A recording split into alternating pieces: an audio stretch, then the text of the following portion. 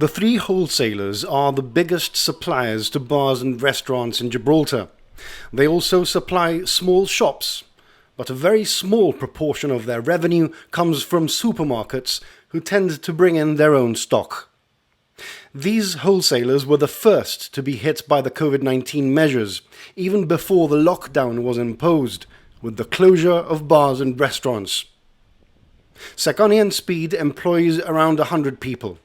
Stagnetto 75 and Anglo Hispano 50.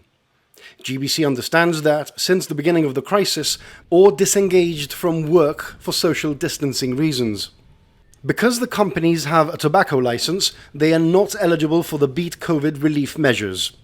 Speaking on last week's Viewpoint, John Isla, who was representing the Chamber of Commerce at the time but is one of the directors of Anglo Hispano, said there was an important distinction between wholesalers who only sell tobacco and operate with minimum overheads and large wholesalers whose tobacco sales are only part of their business and employ far more people. All of the three companies operate a home delivery or online service, but this accounts for a small part of their business. They have already had to take some cost-cutting measures. GBC understands that Saccone and Speed, who chose not to make any comment, have cut their directors' salaries. They also asked employees to volunteer to cut their salaries, but this request has been withdrawn for the time being.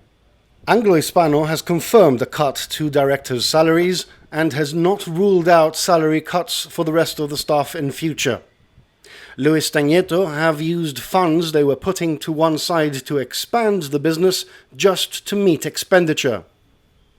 The government hasn't given any indication of when bars and restaurants will be able to reopen. With the COVID-19 pandemic still very much in full swing, economies around the world are suggesting these sectors may be among the last to reopen.